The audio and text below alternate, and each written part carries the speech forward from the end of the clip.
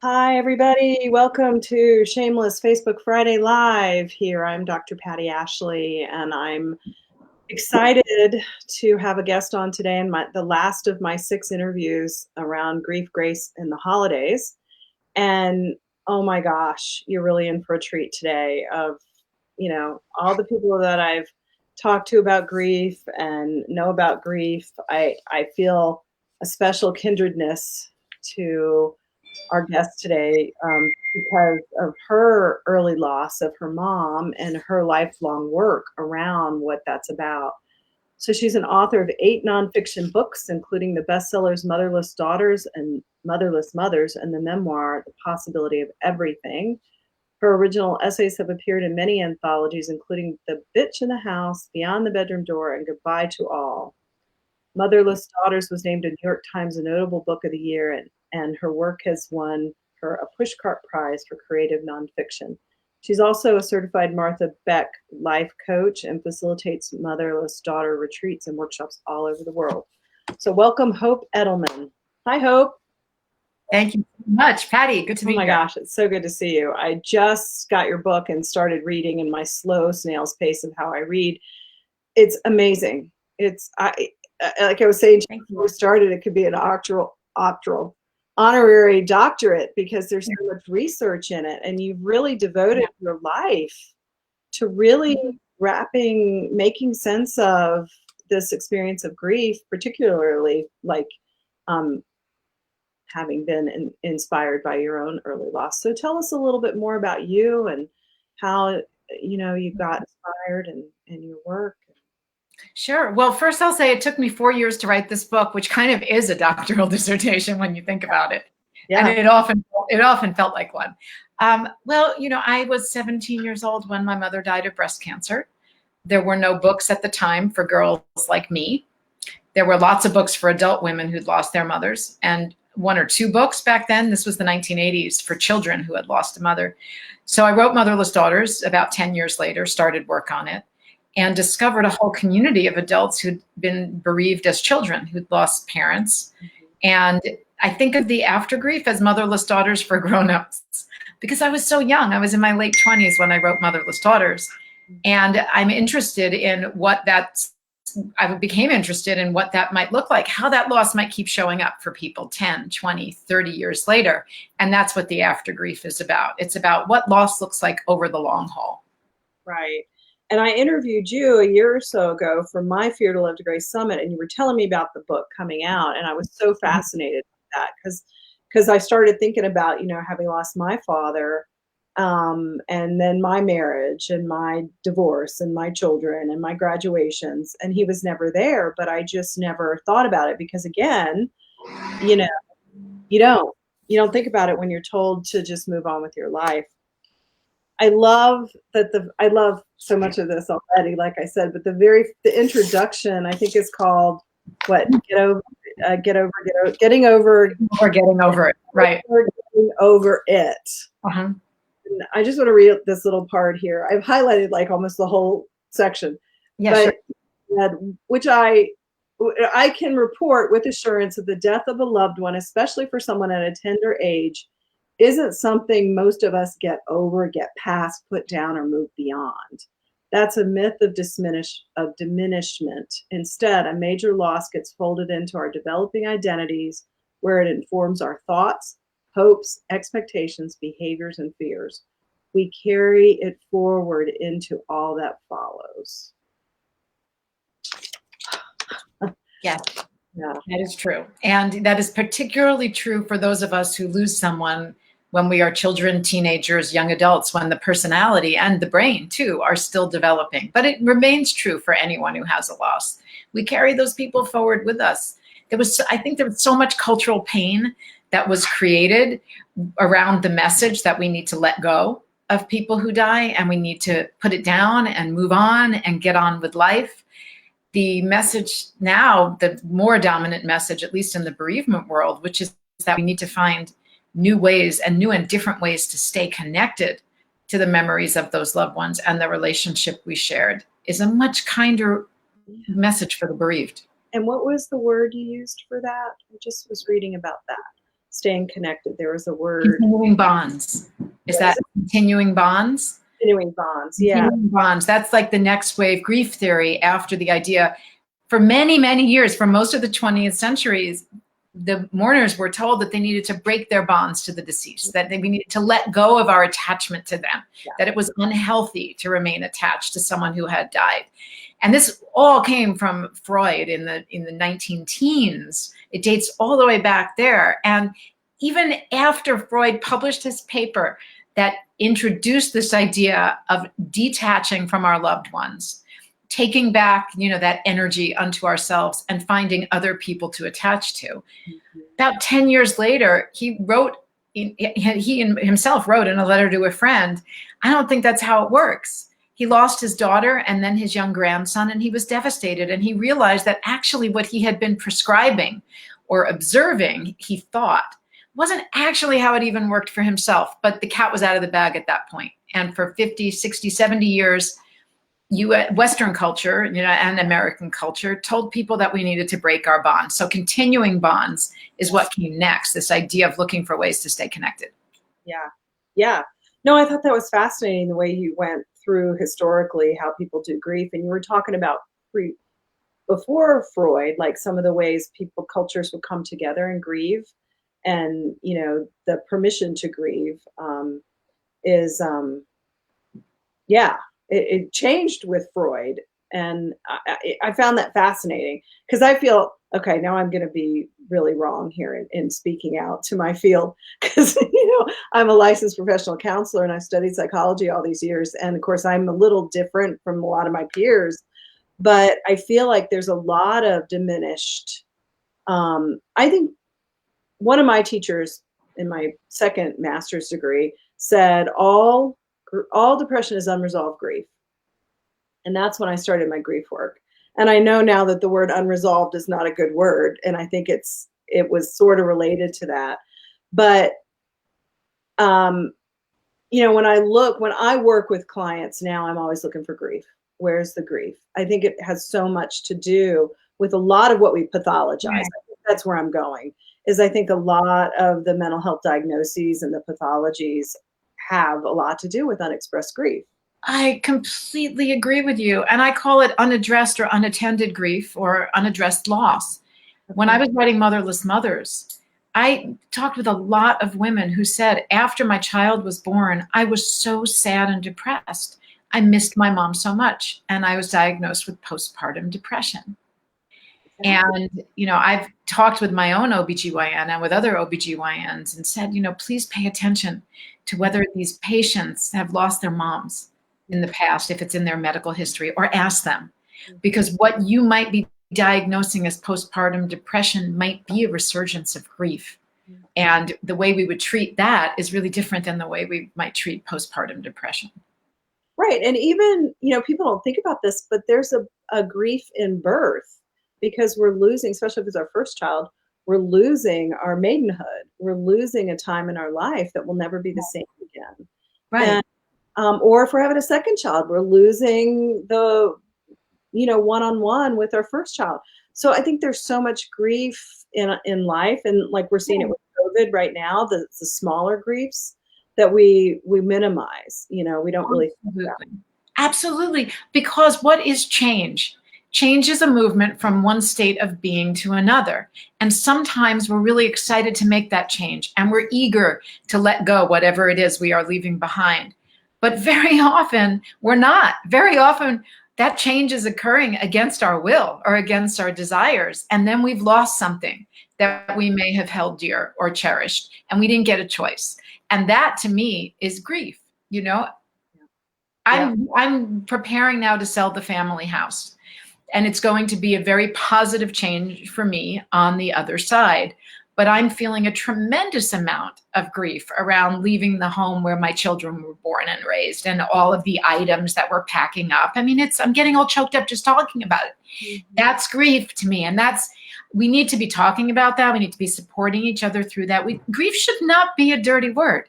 Grief should, I think it should be as common a word as joy or love, honestly, because we experience it, at the same frequency. Well, and what was the word you used where I use the word paradox a lot when I talk about, sometimes we try and split. Like we live in a culture that it has to be, if it's not all good, then it's bad. Oh, If it's not all bad, then it's good. There's a word, it begins with, binary thinking. Binary thinking, is that what you mean? it's with an S. It's not an English word. You said it was a way to describe holding both those. Oh, it's in the introduction. It's Portuguese. Yeah. And I'm probably going to pronounce it wrong. So my apologies to anyone who speaks Portuguese. I believe it is pronounced suadade, Suadade. I went looking for a word in English that would express the sort of the perfect marriage of sorrow and gratitude. And we didn't have one.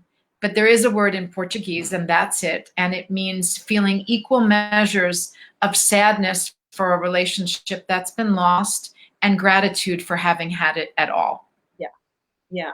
And I think that's what I've discovered is the tricky part, is being able to know that both exist together and can Mhm. exist together, and we don't have to make it one or the other. And I think a lot of the Yeah. struggle is Mhm. trying to make it feel better instead of going, well, I can, like with your new house, that's, a perfect example. It's exciting to go to a new place, and it's also sad to let go of all the old memories. And so there's both happening at once. Absolutely. And there's even more than that because I don't know where I'm going yet. So it's scary to not know, to be taking such a big step into the unknown. But that's what we're all doing right now, aren't we? I Right. mean, none of us really know what's going to be in 3 months. This is a really extraordinary time.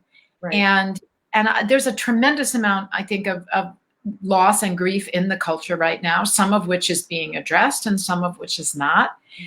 I expect to see in the spring, as the 1 year cycle comes around, of the lockdowns, when a lot of us lost access to our way of life. And very tragically, when a number of us, close to 3 million is the estimate, lost a close family member to COVID. Those 300,000 roughly deaths translate to about 9 close family members per person who are grieving the death of that loved one. So that's close to 3 million people who may start feeling what's known as cyclical or recurrent grief, which is very, very common around anniversaries, and particularly the 1 year anniversary. Right. So talk a little bit more about that. Cyclical Right. grief. I know is that this similar to the old grief, new old grief, or because Yes.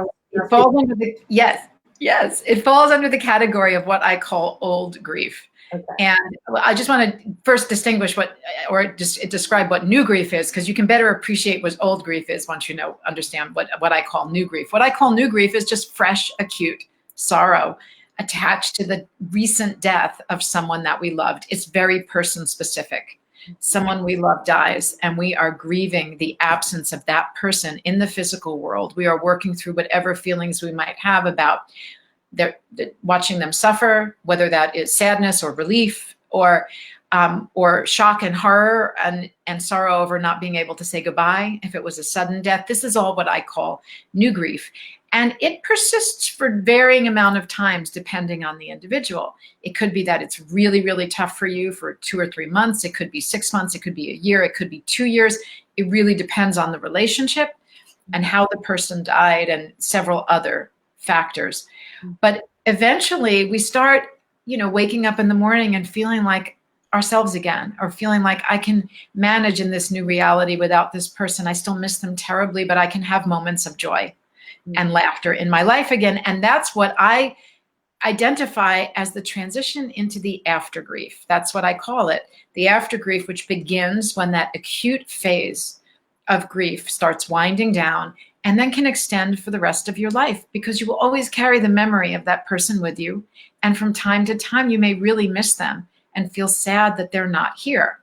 And so then we move into a category that I call old grief, which is cyclical recurrences, like around the anniversary of a death or a significant birthday, either theirs or yours, or holiday season. People feel it around holiday season, certain times of year that revoke or reactivate memories of that loved one's death. So yes, what I imagine or expect we will see in the spring is that form of old grief. We know from empirical research and studies on the bereaved that there is a dip in functioning right around the 1 year anniversary in particular. And that tends to be because we've, sort of like steeled ourselves against that year of first everything without the person, first birthday without the person, first holiday season without the person, their birthday, all these, moments that we would have celebrated or experienced with them that now we didn't for the first time. And then after that first, upon, the 1 year anniversary, there's often this sense like, wow, okay, I made it through that year, but now this is for forever. This is not going away. This is, this is permanent. And people tend to, have a little dip around that. What happens, I think, often with support, and sometimes with just sheer determination, is that we also start building some resilience, because there's the feeling, well, I got through one holiday season without my loved one, I can get through another. Well, I've managed several birthdays without them. I know how to do this. I can figure out how to do it again. That's a form of resilience that can build. But there's also in old grief, a form of like punctuated grief, which I do want to acknowledge, because I'm sure your listeners have experienced this if they've lost a loved one. It's what Rebecca Sofer at Modern Loss calls sneak attacks, which is when something comes and just blindsides us when we're least expecting it, and we find ourselves missing that person all over again. Usually it's a sensory trigger, like a song comes on the radio, or we catch a whiff of a perfume or a flower, or we see someone in public wearing our brother's favorite hat, something like that. Everyone knows what those are, right? It's like, wow, didn't see that one coming. And we just have to work through those feelings all over again. Yeah. And that's called what? Well, in the book, I call them sneak attacks, with credit to Rebecca Sofer of Modern Loss, who introduced me to the term. But I also think of it as like punctuated grief over the long term. Yeah. So what is new old grief? There's a third category called new old grief. And that is when we experience an old loss in a new way. And it tends to be related to one-time events. So that would mean a graduation, getting married, becoming a parent, getting divorced, going through an experience and either identifying with the person who died in a new way, or looking back at the loss in a different way, or discovering a new way to miss that person. Like when I became a mom, I really, really missed having my mom as a support, as a resource, as a grandmother for my daughter. I could not have grieved her absence as a grandmother until I got to that point. These are the kinds of losses we can't grieve until we get there. And it might be 5, 10, 20 years after the death itself. So we're re-experiencing the loss in a new way. There's also a category of new old grief that's related to our age and the age of those around us. In psychoanalysis, it's called an age correspondence event, which is kind of a clunky term, but I call it, new old grief, which is easier to remember. And such a big one for the population that I work with, which is predominantly women who lost their mothers. Such a big one is reaching and passing a mother's age at time of death. It is a silent threshold. It is so significant to this population. And I'm working right now, in fact, with a Canadian company that helps people create ceremonies and rituals around certain events and transitions. And in a couple of weeks, really soon, like maybe as soon as before the end of the year, there are going to be free templates online for anyone to access at theaftergrief.com that offer suggestions for how to mark that occasion of reaching and passing a parent's age at time of death, and also for coming upon a death anniversary and acknowledging that person, not just that person's absence, but also finding ways to celebrate the life that they did live. So, we're going to bring both of those together, the sorrow and the gratitude. We're going to acknowledge that we're sad that the person isn't here and a significant time has passed, but also we're going to celebrate the life that they did have and acknowledge what they gave us in the time we had together that we want to carry forward. And there'll be special little suggestions for the 1 year anniversary, because that one is so significant. What great resources. Oh my goodness. I think we need it as a culture. It's a free resource just to, have something for people to create a cultural conversation and have a culturally sanctioned way to mark those occasions, because they're really significant to the individuals, but the people around us aren't always aware of that. They don't know how to support us. Right, right. I mean, We need to know how to support ourselves through those transitions. and there's so much shame. I mean, my work has evolved into really researching shame and core shame and, how all that gets set up, like we've done Sure. something wrong or we're not good enough. I think for me, my experience was I had a bunch of feelings and I didn't know what to do with them and I didn't know who to talk to. I was 11. And so I created the sense of shame around my own feelings, Right. which I'm still working with to this day. It's like, and I feel like there is a sense of shame around grief, don't you think?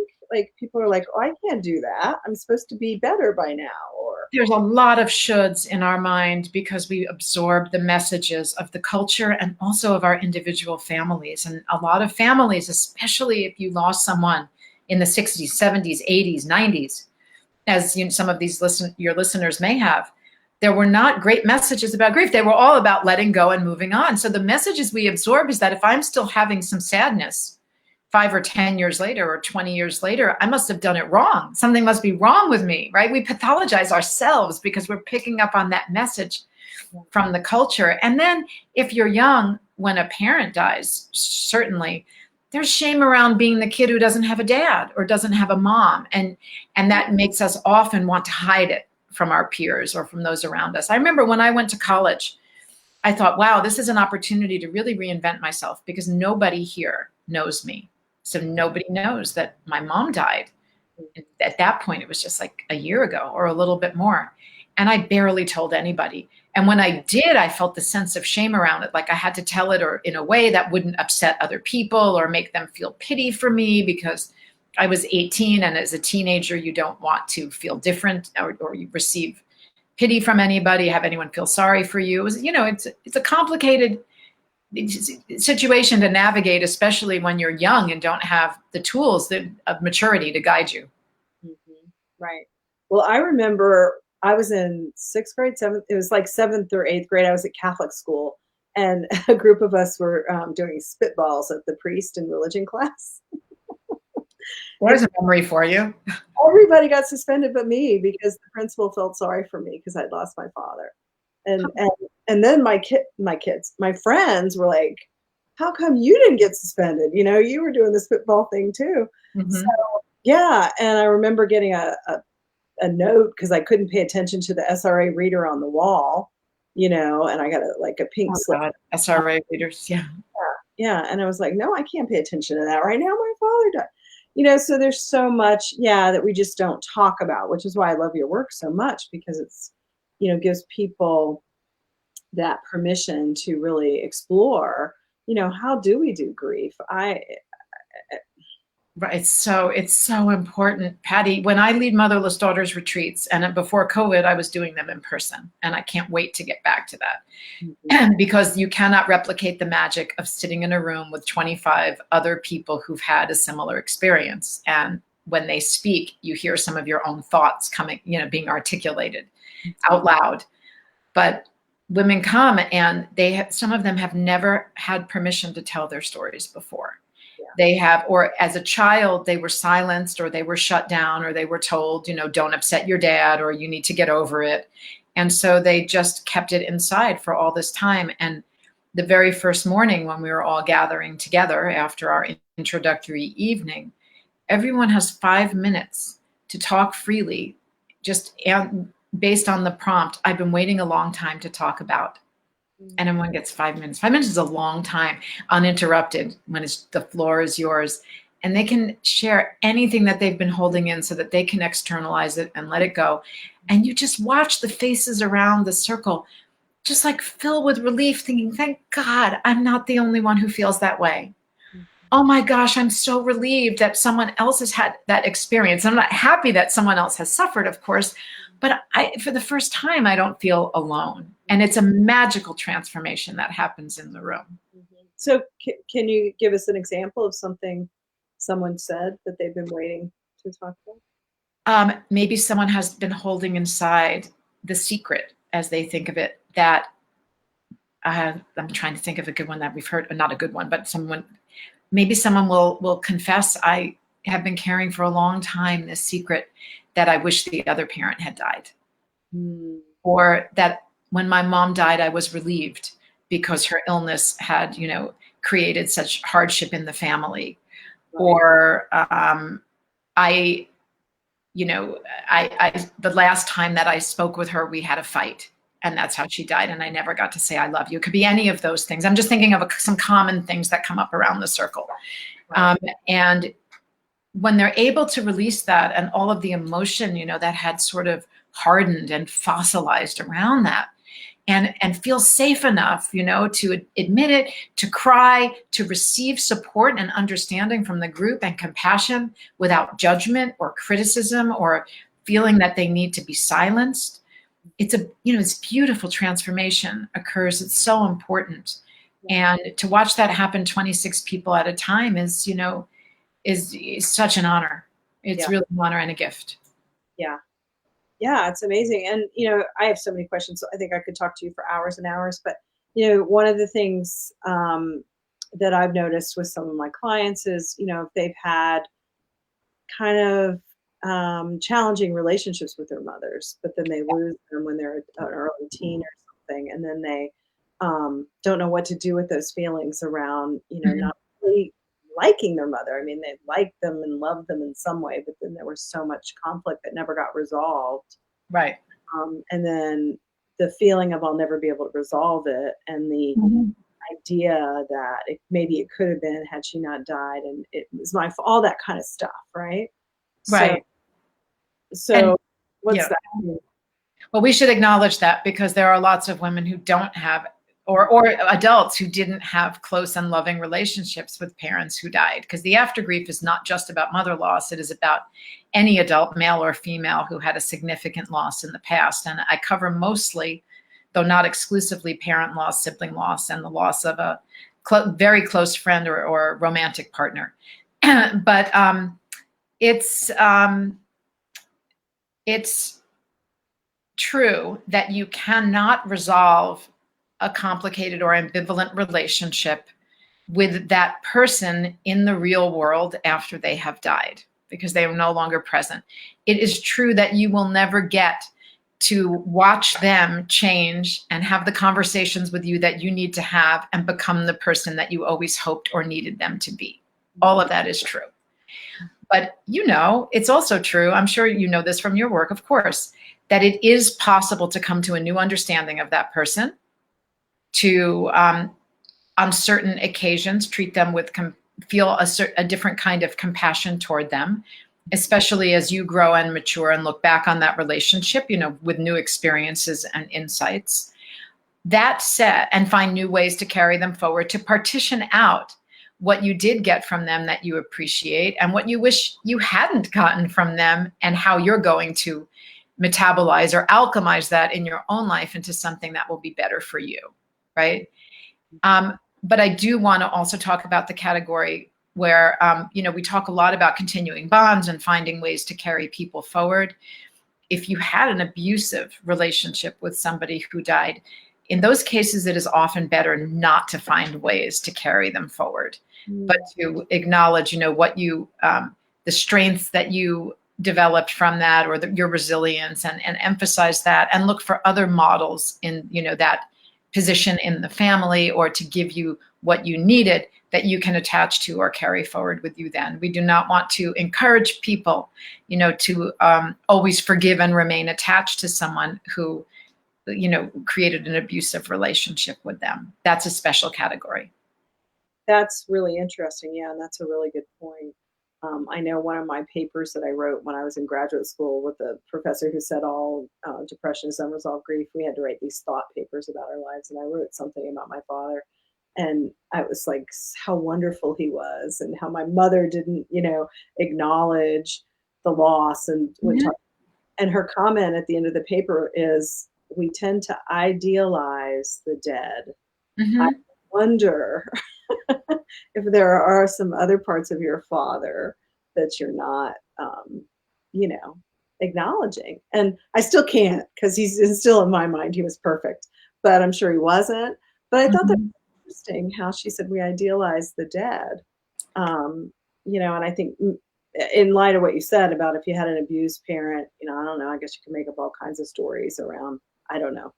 But Well, we do tend to sanctify the dead. I mean, think about eulogies. People, that's an opportunity for people to get up and share their loving and warm and funny memories about someone. We don't usually see somebody, sometimes we do, but not typically see someone eulogize the deceased in a way that allows them to be, a well-rounded, holistic person and acknowledges maybe some of the challenges or difficulties that they may have had with, that person may have had with the people around them. But yeah, sanctification is a way that some people choose, either consciously or subconsciously, to honor the dead. I am of the belief that we honor our loved ones by allowing them to be as complicated and complex after death as they were in real life. But that's hard for some people to do, at least at first, So yeah. everyone is going to experience and respond to a loss in their own way. And again, that depends on so many factors. I work a lot with clients because I'm a grief and loss coach too. I will work a lot with clients who are struggling with family members whose grief process is so different from theirs.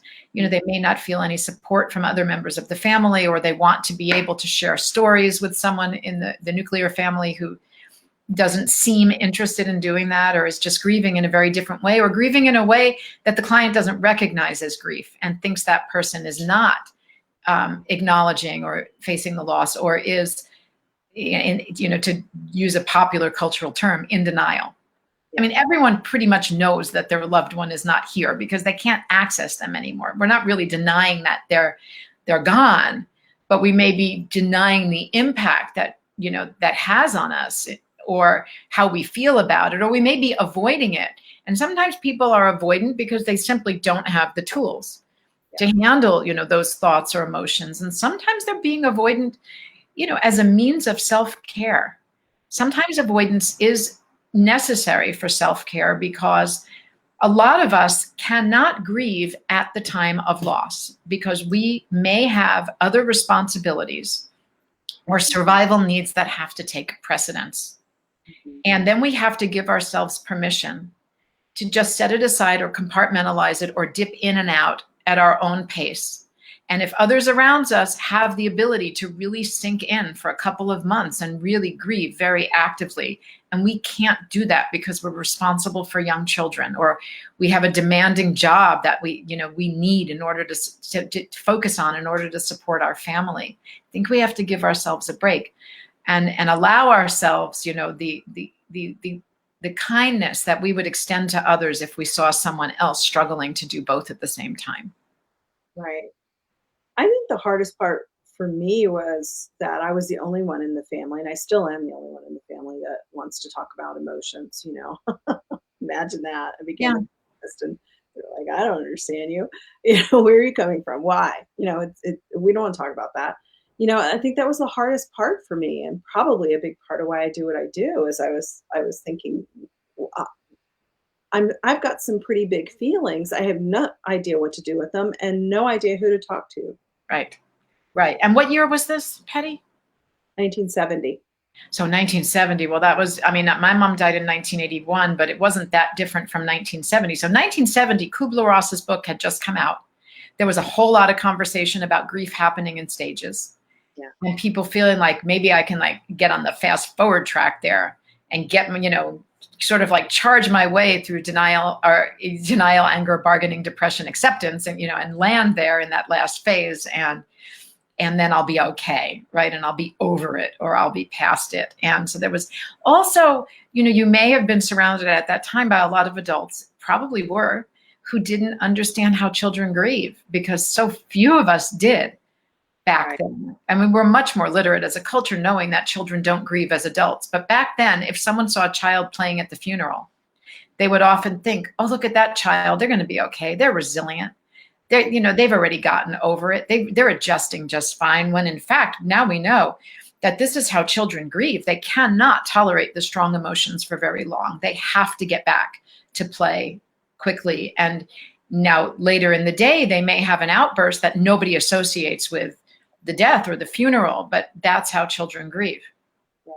I know. And I had the Catholic thing going on too. My cat is wanting to say hello. Hi. Um, the whole myth of, he's in a better place, he's with God, which made me on a spiritual quest my whole entire life. Like, where is God? And why can't I go there? But yeah, I love the way you write, and the story in there about the social worker in the hospital when your mom died, giving you the pamphlet with Kubler-Ross's stages, and you were like, check, check, check, check, I'm Well, good. yeah. I was 17 years old, and she was well-meaning. I don't fault her in any way. She was sharing the resources that she had in 1981.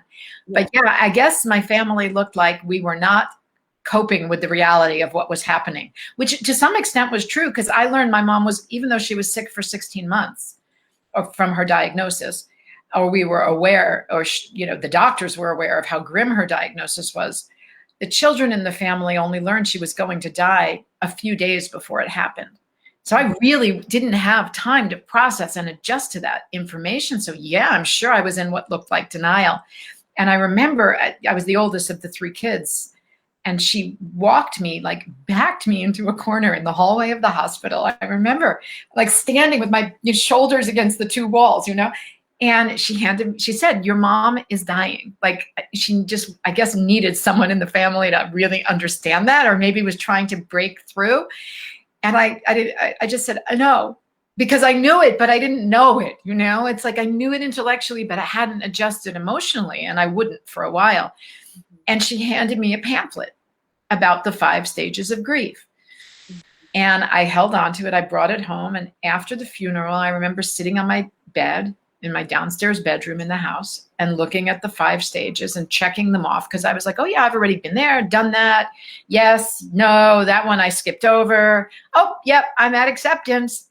I mean, this was like 2 days after my mother had died. Yeah. But that's, that was my 17-year-old way of coping, of conceptualizing, what had happened, and of taking in that really dominant cultural message that grief is linear, it goes through stages, and you wind up at acceptance. Even Kubler-Ross did not intend for them to be interpreted that way. But that was sort of how her stages of dying, which is what they were, applied to the terminally ill, were sort of co-opted and applied to mourners. And that's, it was a very seductive message, wasn't it? Because it makes it sound like, oh, you can just go through take these 5 steps. Yeah. And you'll get somewhere, that is maybe not exactly where you began, but a place of, equanimity and peace. Yeah.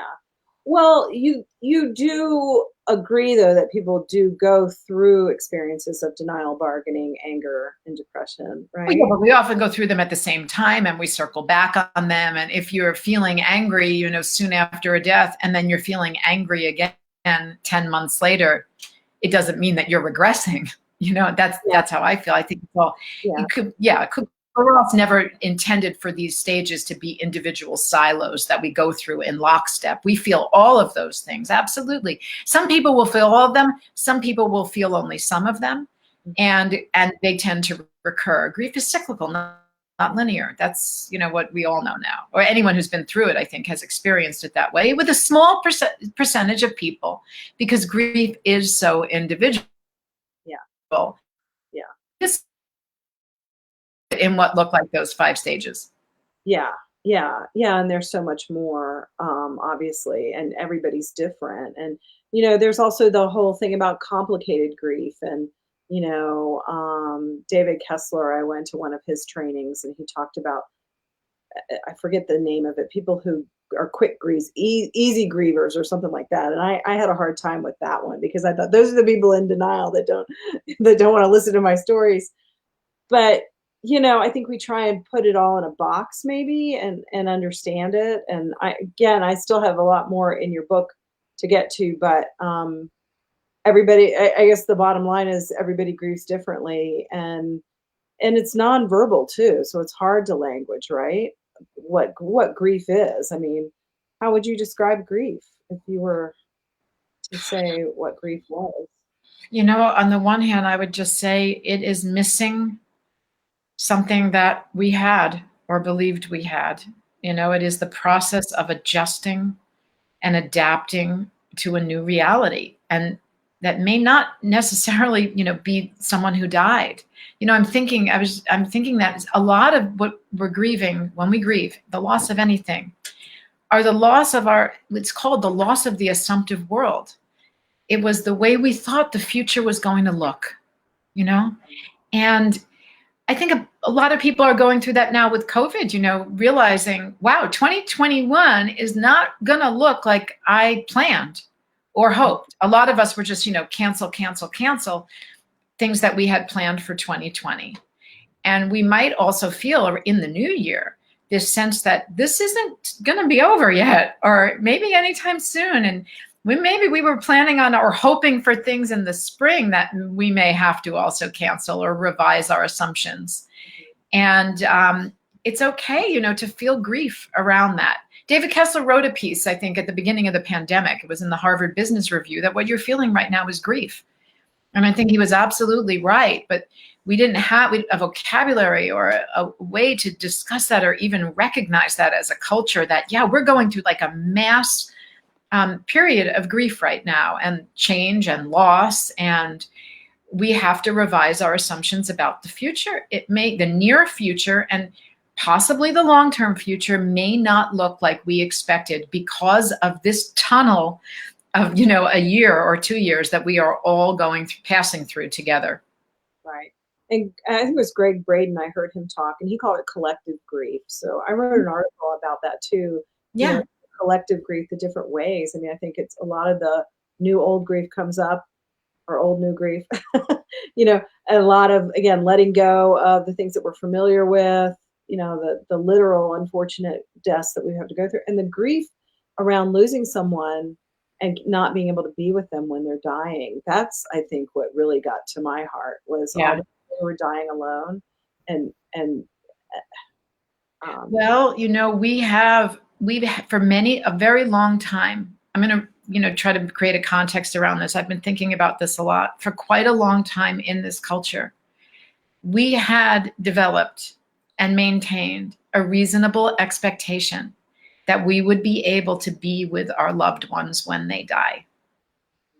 And like so many things this year, that is an assumption that we have had to revise. And it's been a painful one to let go of, because you can't always be with people who die. I mean, there are so, hundreds of thousands of people every year who lose a loved one to a sudden death, and they're not with them when they die. An accident, a homicide, a suicide, even a sudden cardiac event, for example, if you're not present. And so those people have already had to accept that it's not possible to be with a loved one when they die. But, for at least, I'm going to say, well, actually for quite a while, even, certainly before hospitalization, but we have assumed that with a long-term illness, or even an acute illness that requires hospitalization, we will be able to be by our loved one's side for a certain period of time while they are hospitalized. And we can't do that now. That's been taken away. That's a big change, and it's a loss. So we have the loss of that assumption and that desire that went unfulfilled, in addition to the death of the person and their absence in the physical world. And I'm going to acknowledge that's hard. That's really hard for people to have to adjust to all of that at once. Right. It's a lot. And I think you're absolutely right to say, I don't think this is all going to be done with this vaccine and we're going to be happily ever after. I think there's a lot of changes and a lot of grief that we're all going through. It's a transformation, big time, into something that we've never experienced before. And we don't know what the other side's going to look like. I was just writing about this the other day, that one of the things that COVID has disrupted, of many, many things that COVID has disrupted in these past 10 months, is a solid sense of continuity across time. Meaning that we've always had a sense that the past, certain elements of the past, we could carry with us into the future and have a sense of what some of those might be. And, when there's a disruption that we weren't expecting, like, let's say, an unexpected divorce, you thought maybe that relationship from the past would still be part of your future, and it's not, and it's painful, and it's disorienting, and it requires a period of readjustment. But there's so much now, like we do not have a very crisp vision of the future. and what that's going to look like. The near future, we have hopes for the long-term future, as always, but we don't know if those are realistically going to come to pass or if we're going to be able to take steps in those directions. And we don't know what part of the past is going to return to us or when. And so we're living in kind of like this suspended state of an eternal present tense. And we're not really equipped for that as human beings or as a culture. Well, I learned a long time ago in my spiritual quest that the biggest spiritual lesson we have to learn is how to be in the not knowing. And we're all in the not knowing right now. It's huge. Exactly. What was the word you used for a lot of grief at once, which is kind of what's happening in COVID? Bereavement overload? Maybe that was it. Yeah. Because I, you know, when I work with clients who have that, like boom, boom, boom, boom, boom, it's a lot. It's a lot to process. And it is. And COVID is asking that of us too, not just in terms of deaths, though certainly there are families that have lost multiple members. But bereavement overload is a state that people experience when it's a pile up of losses and they barely have time to start recovering from one when they have to start adjusting to another. And it's very, very difficult to, navigate those time periods because it just feels like how much more, am I going to be asked to bear? It's like you feel like this Sherpa of sorrow, you're carrying way more than the people around you. Although all of us are carrying, some this year. But yeah, there's a pile up, I think, with COVID because people have lost jobs. They've lost access to their social networks. They may be, losing income, if not a full job. They are losing the freedom to move about, unrestrained. And then, of course, people who are losing family members and friends to COVID and other causes of death. There are 2.8 million people who will have died in 2020 to other causes of death, in addition to the 300,000 who have died from COVID. Right. Well, like I said, I could talk to you forever. I mean, I have a ton more questions, but I think we ought to start wrapping up. And let's see if a couple quick ones that are on my mind.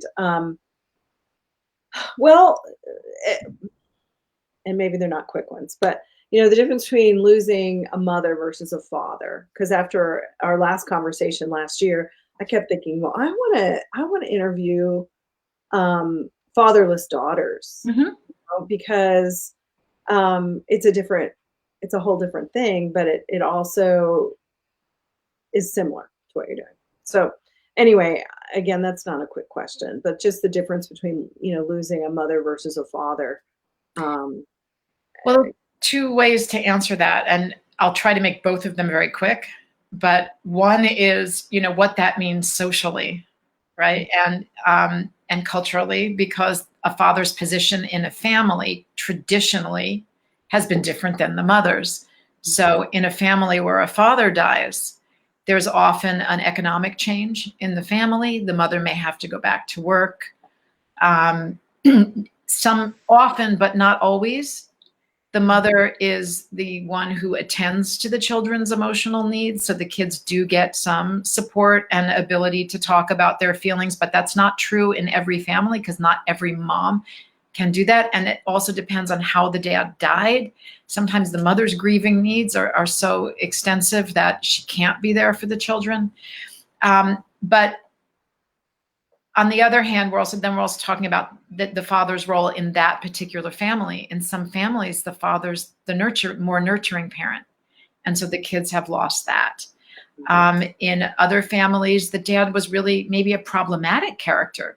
So the kids' lives become easier.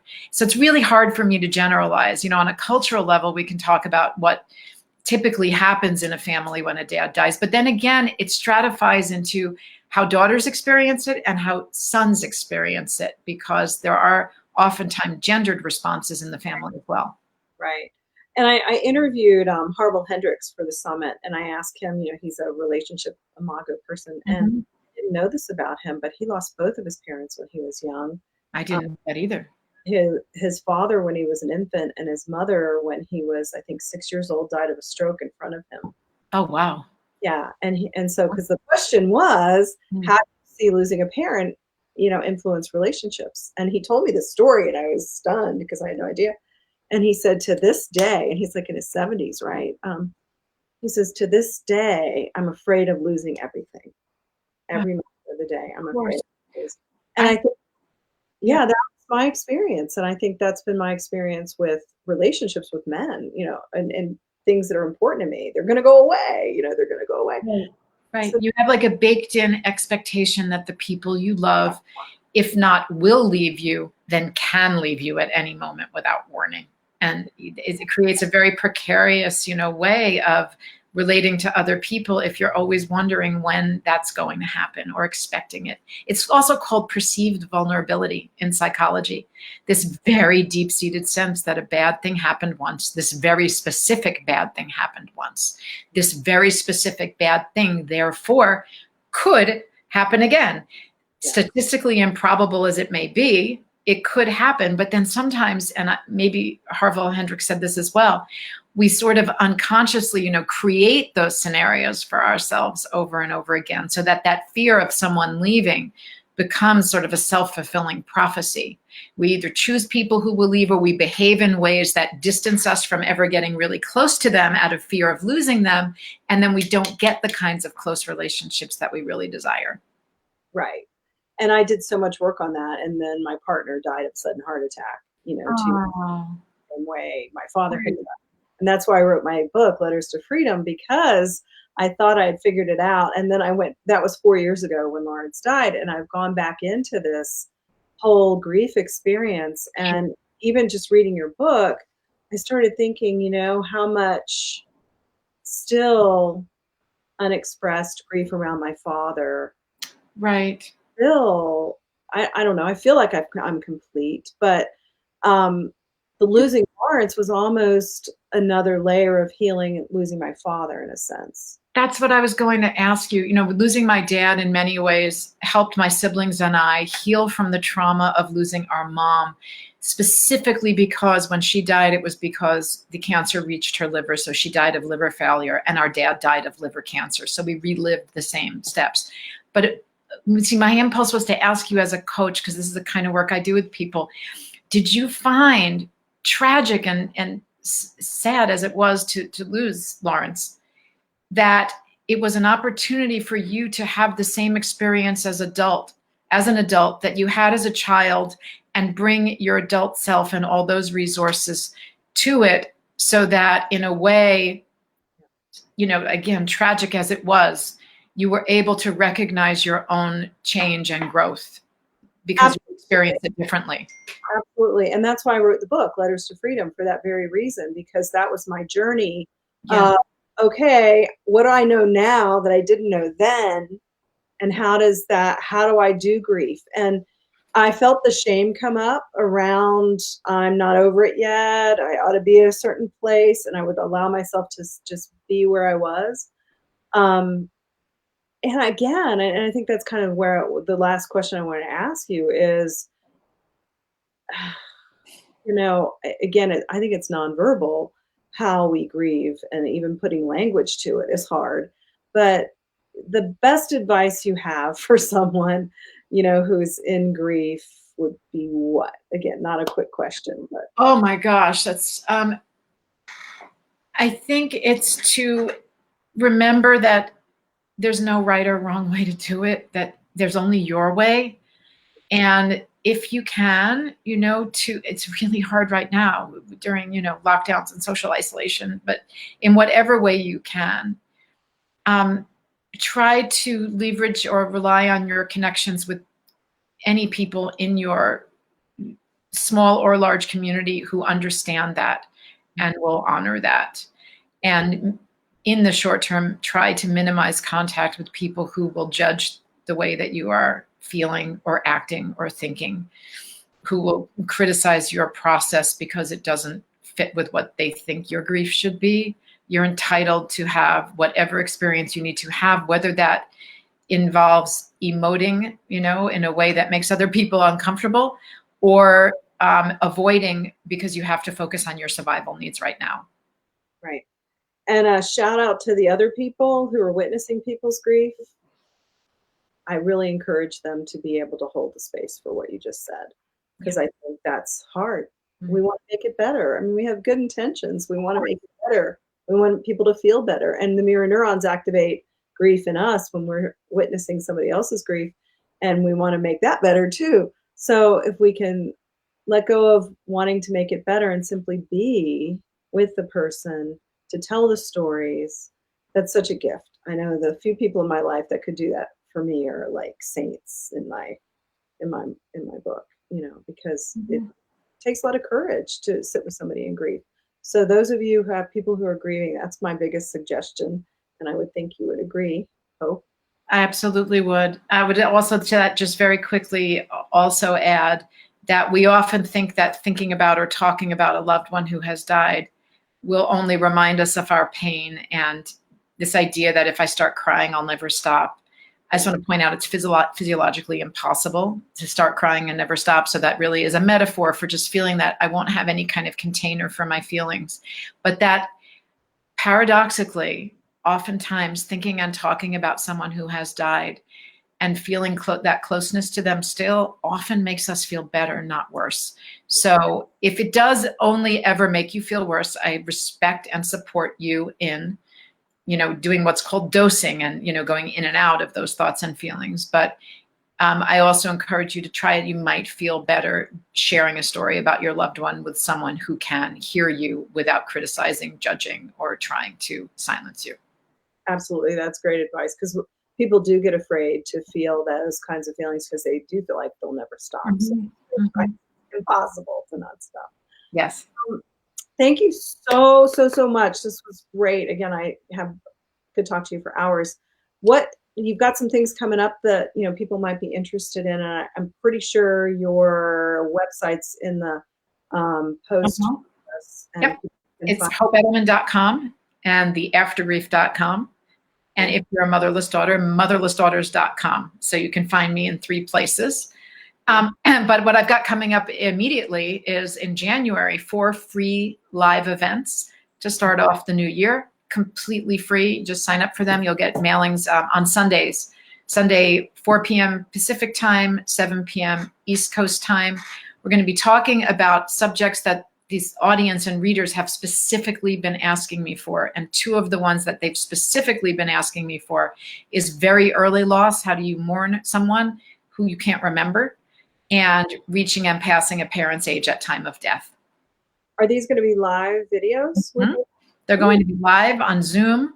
There'll be recorded links. So if you sign up and you can't make it, you'll get a recorded link to watch them. There's 4 in a row on 4 Sundays in January, completely free. Oh my God. That's great. I'm going to do that. That sounds incredible. What a great resource. And Thank you. Because like you said, we're coming on the anniversary. What's the anniversary of the first COVID death, did you say? Well, it depends on, when we date it. What a solid date is March 11th. The World Health Organization said we are in a global pandemic.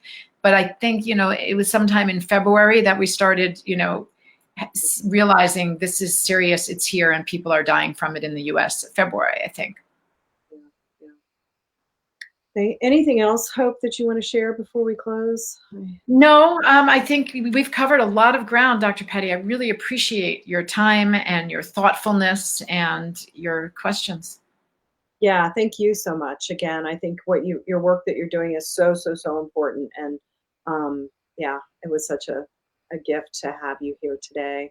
And I will send this out, and people can learn all of the gifts that you have to share around grief. Great. And I'm sending very best wishes for the holiday season to all of your viewers. I know for some people it's going to be a challenging one, and we're somehow all going to get through this together. We are. Yeah. Thanks, Hope. We'll talk soon.